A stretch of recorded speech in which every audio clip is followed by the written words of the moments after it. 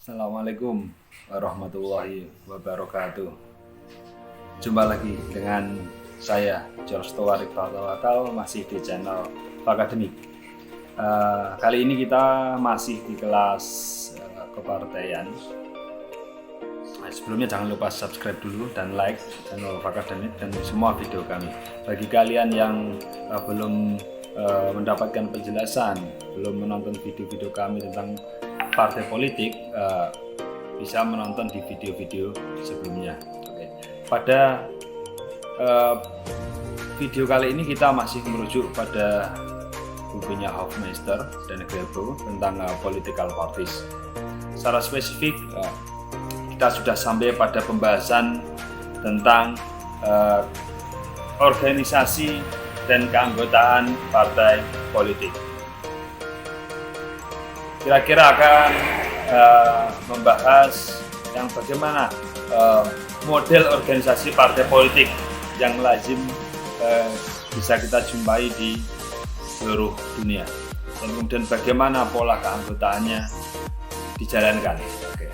Termasuk nanti kita juga akan membahas mengenai bagaimana strategi merekrut anggota, kemudian bagaimana memberikan pelatihan kepada anggota, kemudian bagaimana melibatkan orang-orang yang non anggota ke dalam kegiatan-kegiatan partai politik. Oke.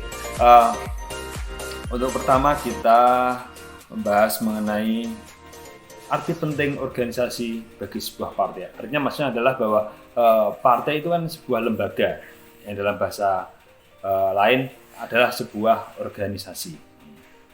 Nah, partai ini membutuhkan organisasi yang permanen sebagai syarat bahwa sebuah lembaga tersebut disebut sebagai partai. Nah, namun juga kepermanenan ini untuk memenangkan kontestasi politik dan memberi dampak terhadap opini politik yang dikeluarkannya. Ya, dengan organisasi yang permanen, dia lebih memiliki persiapan yang matang. Dia memiliki perangkat-perangkat yang siap untuk memenangkan kompetisi politik. Agak bising, nggak masalah. Kini kita di teras, jadi agak bising, nggak apa-apa, nyantai saja. Dan juga untuk memberi dampak terhadap opini publik yang dikeluarkannya. Bagaimana kalian bisa bayangkan, bagaimana jika sebuah partai politik itu organisasinya tidak permanen, seperti hit and run, memberi pernyataan politik terus bubar, gitu kan? Memberi pernyataan politik lalu bubar, kan nggak menarik dan aneh juga untuk sebuah partai politik. Kemudian juga dia tidak ini bila tidak permanen ya, tidak memiliki perangkat yang cukup, tidak memiliki perangkat misal ya divisi-divisi macam-macam lah kepengurusan yang dapat dipakai untuk memenangkan pemilu. Untuk mengkolektifkan sebuah pekerjaan itu juga tidak mudah. Nah, dengan organisasi yang permanen itu dapat membantu partai politik untuk lebih efektif dalam memenangkan pemilu. Untuk membentuk organisasi permanen, tentu yang paling penting adalah keberadaan anggota, guys. Tanpa anggota, bagaimana sebuah organisasi bisa berjalan? Bagaimana sebuah organisasi dapat permanen? Karena kalau kita berbicara permanen, berarti ini ada kontinuitas. Ada kegiatan. Nah, kegiatan itu kan yang menjalankan adalah anggota. Banyak partai memiliki organisasi yang tersentralisasi. Ini guys.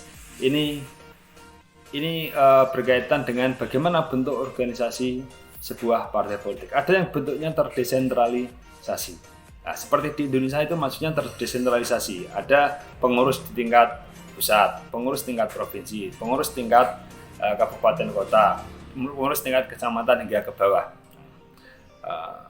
Pola seperti ini juga kita temukan di negara-negara lain, di partai-partai politik di negara lain. Lazimnya mereka akan mengikuti pembagian administratif, hierarki administratif pemerintahan yang ada di negara yang bersangkutan.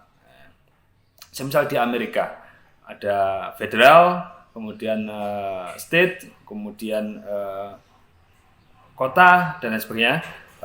Maka partai politik di sana juga memiliki kepengurusan atau komisi-komisi yang juga berada pada level sesuai pembagian divisi pemerintahan di sana. Sama di Indonesia sebenarnya, tidak jauh berbeda. Nah, keanggotaan ini juga seringkali berbasis atau melekat pada masing-masing tingkatan pengurusnya, pada masing-masing tingkatan organisasi partai politik ini. Mereka melekat, khususnya yang ada di bawah. Tingkatan organisasi partai yang paling bawah, paling grassroots, itu lebih banyak mengikat anggota partai politik. Bahkan stabilitas sebuah partai politik, ini kita berbicara stabilitas artinya adalah ada aktivitas yang stabil, yang kontinu, terus menerus. Itu justru yang paling penting berada pada tingkat lokal, tingkat yang terbawah, tingkat grassroots. Sehingga di beberapa partai politik di negara-negara maju, sorry guys, ada truk lewat.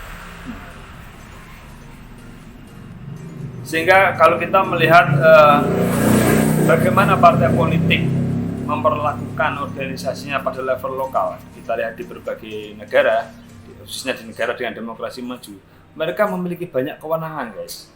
Memiliki banyak kewenangan dalam menjalankan kegiatan politik. Semisal, mereka juga bisa melakukan konvensi politik. Kalian paham tentang konvensi politik itu apa? Konvensi politik itu semisal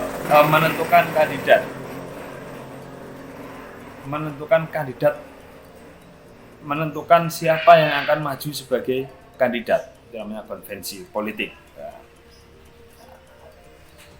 Pemerintah lokal, organisasi partai di tingkat lokal menjaring aspirasi. Entah bagaimanapun modelnya macam-macam. Ada yang modelnya adalah konvensi terbuka, ada yang modelnya penjaringan saja melalui survei-survei. Yang jelas ini peran sentral yang dimiliki oleh organisasi partai di tingkat lokal. Nah,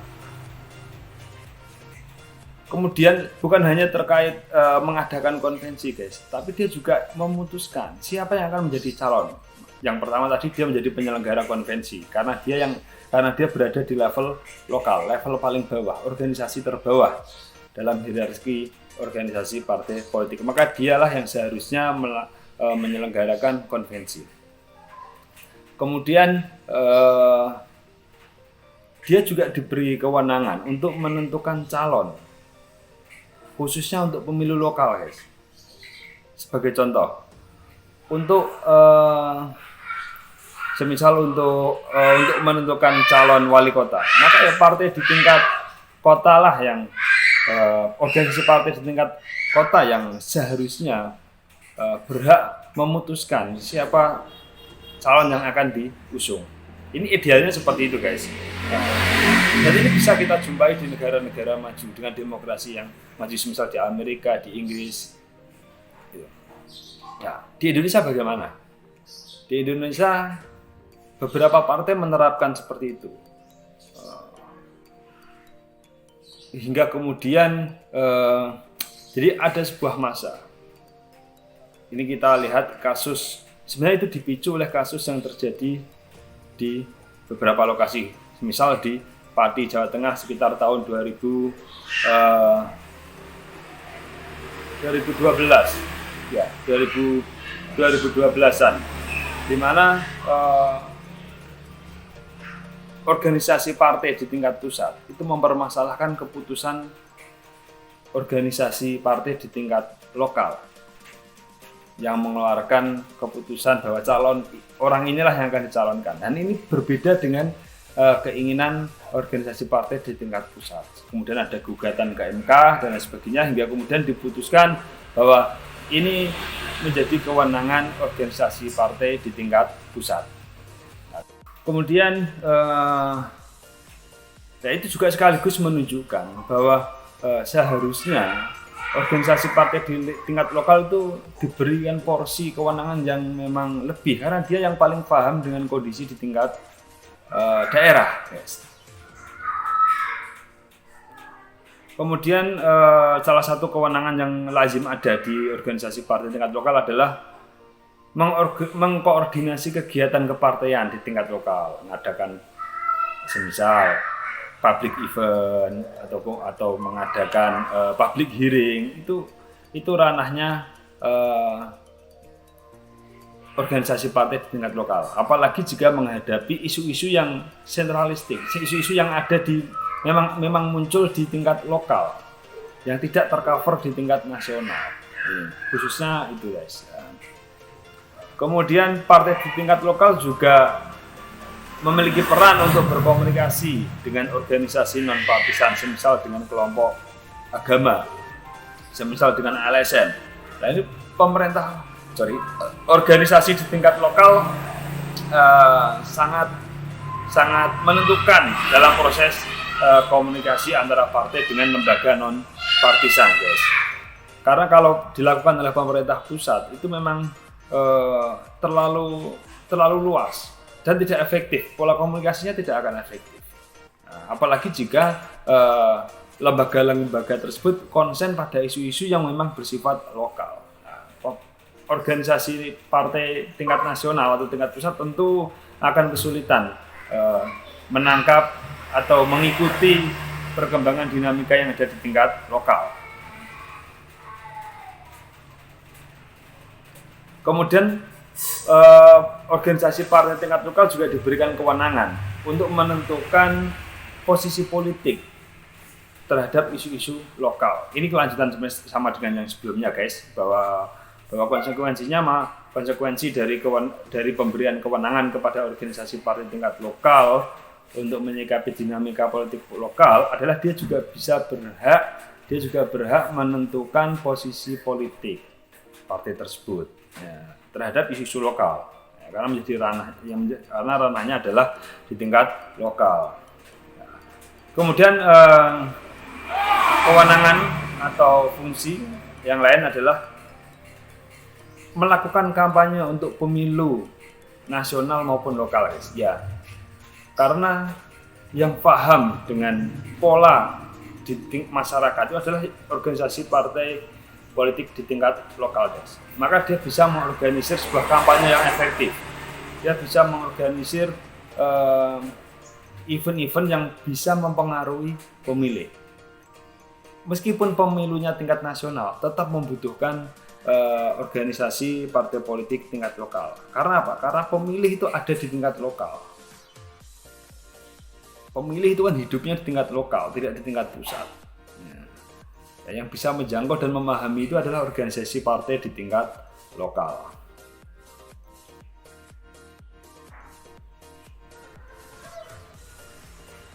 Kemudian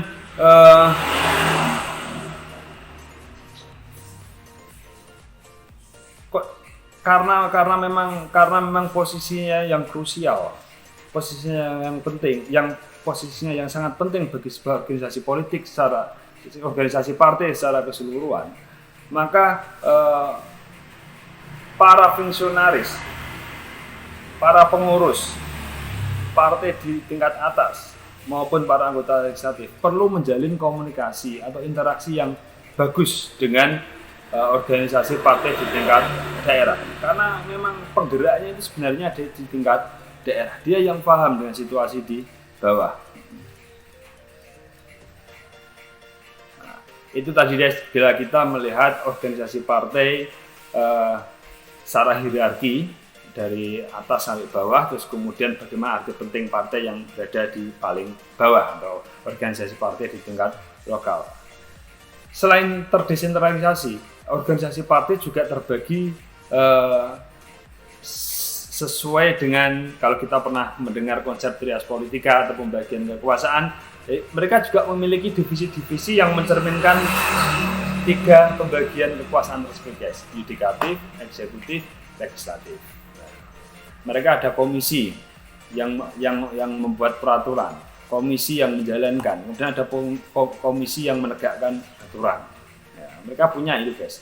Kalau partai-partai di Indonesia ada juga dewan, namanya bisa bermacam-macam, tapi secara umum mereka punya dewan kode etik. Itu jika ada yang melanggar kode etik partai, kemudian ada dewan pertimbangan, kemudian ada dewan eksekutifnya juga ada. Biasanya ketua umum, jajaran pengurus itu lebih mencerminkan sebagai dewan eksekutif partai.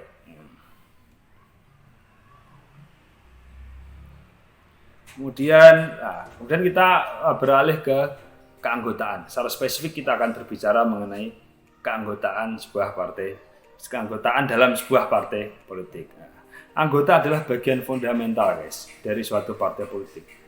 Kita nggak bisa membayangkan ya kalau ada partai politik tidak memiliki anggota. Mereka bagi partai politik itu guys, arti penting mereka adalah sebagai cerminan bahwa partai politik itu hadir di masyarakat. Keberadaan dia itu ada di masyarakat. Yaitu dalam bentuk adanya anggota-anggota yang mereka hidup di masyarakat. Eksistensi partai ada di situ guys. Oh ini. Gitu. Dan juga sekaligus cerminan bahwa partai itu terhubung dengan masyarakat. Jadi yang pertama tadi adalah ini fungsi keanggotaan bagi partai, keuntungan partai atau fungsi keanggotaan bagi sebuah partai politik. Yang pertama berfungsi sebagai bentuk kehadiran dia di masyarakat karena anggota hidup dan tinggal di masyarakat. Yang kemudian yang kedua adalah untuk menunjukkan bahwa partai itu bukan lembaga yang terpisah dari masyarakat. Partai adalah lembaga yang terhubung dengan masyarakat melalui anggota-anggotanya tadi guys. Jadi memang penting, sangat krusial, sangat fundamental sekali anggota di dalam sebuah partai politik. Kalau di dalam konsep keanggotaan partai politik guys, kalau kita lihat di berbagai partai di dunia, ini juga dijelaskan dalam bukunya Hofmeister. Ada dua jenis keanggotaan partai politik. Yang pertama adalah keanggotaan langsung. Keanggotaan langsung ini adalah anggota yang memang secara resmi, secara formal diakui dan disahkan menjadi anggota partai tersebut. Biasanya buktinya adalah KTA. Dia memiliki kartu tanda anggota partai. Nah, ini banyak kita jumpai di partai-partai di Indonesia. Misal kasus adalah PDIP. Dia juga mengeluarkan kartu anggota PDIP untuk para anggotanya. Di partai-partai yang lain juga tentu ada Golkar, PKS, PAN. Mereka juga mengeluarkan tanda anggota untuk anggotanya. Nah, yang kemudian yang kedua adalah anggota partai tidak langsung guys. Anggota partai tidak langsung ini biasanya anggotanya itu tidak secara resmi, tidak secara terikat, tidak secara sah, tidak ada legal formalnya bahwa dia adalah anggota partai tersebut. Tapi dia adalah anggota organisasi yang mendukung partai tersebut. Nah, ini namanya adalah anggota tidak langsung. Jadi dia menjadi anggota dari sebuah organisasi. Organisasi tersebut mendukung partai tertentu. Kalau di Indonesia mungkin kita bisa mencontohkannya dengan semisal guys, adalah NU. Anggota NU lazimnya akan atau biasanya akan mendukung atau menjadi anggota PKB secara tidak langsung. Karena apa? Karena NU dianggap sebagai organisasi yang mendukung PKB. Ini contoh guys. Tetap semua bisa diperdebatkan. Ini hanya sekedar contoh untuk memberi gambaran yang mudah bagi kalian bahwa anggota NU secara tidak langsung adalah menjadi anggota PKB. Tapi ini tidak ada legal formalnya, tidak ada guys. Tidak ada. Ini sama dengan di Inggris dalam partai buruh. Partai buruh itu anggotanya banyak yang berada pada organisasi-organisasi buruh. Mereka tidak secara resmi menjadi anggota partai buruh, tetapi mereka anggota organisasi-organisasi pekerja, organisasi-organisasi buruh yang mendukung partai buruh. Yes. Oke, jadi paham ya mengenai dua jenis keanggotaan. Nah, terkait bagaimana kekuatan hubungan antara organisasi partai dengan keanggotaan, tentu lebih kuat yang anggota partai langsung, anggota langsung daripada anggota yang tidak langsung. Tentu karena nah ini di dalam bukunya Hofmeister juga dijelaskan keuntungan ketika menjadi anggota partai. Ini maksudnya adalah anggota yang lebih dimaksudkan pada anggota yang langsung, yang direct, membership. Ya. Ada beberapa keuntungan, guys. Jika kita menjadi anggota partai, kita berbicara yang lazim, yang ideal. Yang pertama adalah ini secara umum dulu ya. Secara umum adalah anggota partai lebih memiliki kesempatan untuk mempengaruhi dinamika politik. Ini secara umum seperti itu. Menjadi anggota partai berarti Anda memiliki kesempatan untuk mempengaruhi dinamika politik dibandingkan orang yang bukan anggota partai. Anda lebih berpotensi untuk mempengaruhi dinamika politik. Contohnya apa sih dinamika politik yang dimaksud di sini? Semisal terlibat dalam pembentukan opini internal partai. Lazimnya memang partai memiliki serangkaian aktivitas untuk mendiskusikan isu-isu internal tertentu bersama dengan anggotanya. Semisal ini opini-opini di dalam masyarakat. Seperti misal akan menentukan posisi-posisi di dalam partai politik. Maka anggota tentu memiliki peluang untuk mempengaruhi opini-opini di dalam partai politik. Semisal, orang ini tidak bagus, orang ini layak, orang ini tidak layak. Itu yang dimaksud dengan dia memiliki kesempatan untuk terlibat dalam pembentukan opini di dalam partai politik.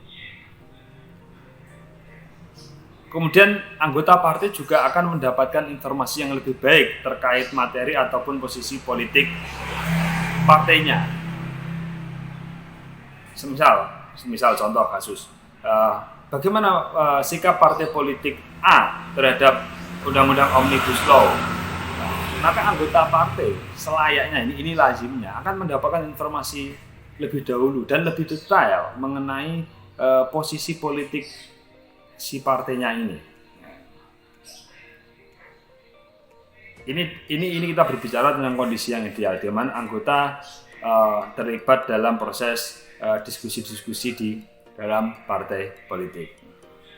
Nah, ini lazim dipakai di negara maju. Kemudian anggota partai juga memiliki akses kepada pengurus. Ini tentu juga keuntungan lebih yang tidak didapat oleh yang bukan anggota partai politik. Dia bisa mengakses, berinteraksi dengan para pengurus, kemudian juga komunikasinya lebih dekat lah daripada orang yang bukan anggota partai. Kemudian ini juga sama dengan yang tadi, bahwa anggota partai juga dilibatkan dalam diskusi politik di internal partai. Tapi ini lebih untuk menyikapi isu-isu di luar partai. Semisal terkait siapa yang akan dicalonkan menjadi presiden. Nah, seharusnya anggota partai ini juga didengarkan, dilibatkan dalam proses penentuan itu. Kemudian yang paling penting lagi, guys, bahwa anggota partai itu bisa menjadi calon. Dia bisa diusung oleh partainya untuk menjadi calon. Entah itu calon legislatif maupun calon eksekutif. Ini lazimnya, guys. Sekali lagi kita berbicara tentang keidealan sebuah partai politik. Sebenarnya aneh, guys, ketika sebuah partai politik itu mengajukan calon yang bukan kadernya, yang bukan anggotanya. Ini sebenarnya bukti bahwa partai tersebut ada masalah di dalam dinamika keanggotaan. Dia tidak memiliki orang-orang yang layak, bisa jadi dia tidak memiliki orang-orang yang layak, atau bisa jadi dia tidak memiliki komitmen yang kuat untuk mencalonkan kadernya. kita bisa menjumpai banyak kasus di Indonesia di mana partai A mengusung calon dari partai lain.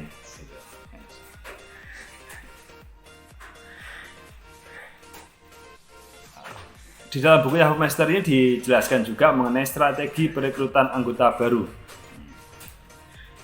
Ada beberapa strategi. Dia menyebutkan ya kontak personal. Kontak personal itu menghubungi secara langsung kepada masyarakat orang per orang, datang ke rumah-rumahnya. Apa ya dia menyampaikan mengenai sisi positif dari partainya, kemudian mengajak, merayu untuk ikut untuk masuk menjadi anggota partainya. Dan ada juga mengadakan kegiatan publik, public event. Dia mengundang masyarakat secara umum. Nah, di dalam public event itu dia memperkenalkan partainya. Dia memperkenalkan sisi-sisi positif partainya. Macam-macam nih kegiatannya, guys. Ada yang bentuknya adalah perayaan-perayaan. Misal ulang tahun partai, ya, masyarakat umum diundang sehingga kenal dengan partainya. Kemudian mengadakan debat publik dan lain sebagainya, guys. Nah, kemudian yang ketiga, yang pertama tadi adalah kontak personal, kemudian yang kedua menjalankan public event, kemudian yang ketiga adalah mengadakan public hearing. Public hearing itu semacam penjaringan aspirasi, mendengarkan pendapat-pendapat publik dan mengumpulkan orang. Kemudian didengarkan pandangan dia terhadap isu tertentu. Ini namanya public hearing. Nah, dengan mengadakan public hearing ini, partai berharap mendapatkan simpati dari masyarakat. Kemudian masyarakat tersebut atau orang-orang tersebut yang menonton akan atau orang-orang yang terlibat dalam public hearing tersebut akan bersimpati dan menjadi anggota partai. Tentu di luar kegiatan-kegiatan ini tadi, Des, di luar kegiatan-kegiatan public hearing, kontak personal, public event, ada keharusan partai politik menyediakan iklan-iklan kampanye. Iklan-iklan yang mengkampanyekan partai politiknya ini tidak bisa ditinggalkan, tetap itu penting. Nah, baik melalui radio, televisi, poster-poster dan lain sebagainya. Nah, oke, itu strategi dalam merekrut anggota partai politik. Kemudian dalam bukunya Hofmeister dan Grabo ini juga menjelaskan perlunya pelatihan kepada anggota partai politik. Nah, ini saya rasa sangat penting sekali partai politik melakukan pendidikan dan pelatihan kepada para anggotanya. Ada beberapa hal yang harus dipahami oleh anggota. Ada beberapa hal di buku ini disebutkan salah satunya nilai dan prinsip dasar partai. Ini penting sekali, guys. Bayangkan jika seorang anggota partai tidak paham mengenai nilai-nilai dan prinsip dasar partainya apa. Secara sederhana begini. Apa jadinya jika seorang anggota partai politik ini tidak paham tentang program atau ideologi partainya? Ya kan? Semisal anggota partai sekuler, dia tidak paham bahwa partainya itu berideologi sekuler atau memiliki program-program yang bernilai sekuler. Kemudian dia teriak-teriak, guys, mendukung pelaksanaan syariat agama, kan, atau mendukung nilai-nilai agama dalam politik. Ini kan menunjukkan ketidakpahaman si anggota terhadap program atau ideologi partainya. Ini penting sekali. Kemudian pemahaman terhadap isu politik. Ya, anggota partai selayaknya paham tentang isu-isu politik yang sedang berkembang, guys. Isu-isu politik apa yang perlu kita sikapi? Posisi kita bagaimana terhadap isu-isu politik tersebut? Ini layak menjadi pemahaman semua anggota partai politik. Agar apa? Agar statement para anggota partai politik, misal jadi pengurus, itu tidak bertentangan dengan statement resmi partai politik, guys. Nanti partai politik bilang mendukung, si anggota bilang tidak mendukung. Jadi memang membahayakan. Kemudian yang ketiga ini juga penting juga guys, anggota harus paham terhadap kerja partai. Kerja partai itu bagaimana? Bagaimana kerja partai ketika berhasil menduduki pemerintahan, eksekutif. Bagaimana kerja partai jika berada pada legislatif, lembaga legislatif. Bagaimana kerja partai di masyarakat. Ini harus ditata dengan baik dan anggota harus paham. Ya, setidaknya 3 itu tadi guys, bahwa anggota partai politik perlu mendapatkan pemahaman yang cukup. Yang pertama mengenai nilai dan prinsip dasar partai. Kemudian yang kedua adalah mengenai isu-isu politik. Kemudian yang ketiga adalah mengenai sistem kerja partai. 3 hal itu guys yang perlu dicermati. Dan biasanya partai politik itu memiliki divisi khusus yang memang menjalankan fungsi pelatihan dan pendidikan kepada anggotanya. Kalau nggak salah, kalau di Partai Demokrat di Amerika itu ada National Democratic Institution, NDI. Yaitu Partai Republik juga memiliki divisi seperti ini, unit seperti ini. Ya, fungsinya memberi pelatihan dan pendidikan politik kepada para anggota partai. Kalau di Indonesia apakah ada? Saya rasa juga ada. Ini ada bidang kaderisasi. Partai kan juga memiliki bidang kaderisasi yang saya rasa juga berfungsi untuk memberi pelatihan dan pendidikan kepada anggota. Oke, kira-kira penjelasan singkat yang bisa saya berikan dari bukunya Grabo ini seperti itu tadi guys. Secara lebih detail kalian bisa baca sendiri di bukunya. Anda akan mendapatkan pengetahuan yang lebih banyak dengan membaca bukunya secara langsung. Oke, sampai di sini dulu. Jangan lupa subscribe channel kami Pakademik dan like. Nah, kita jumpa lagi di kelas-kelas lain, di video-video lain. Assalamualaikum warahmatullahi wabarakatuh.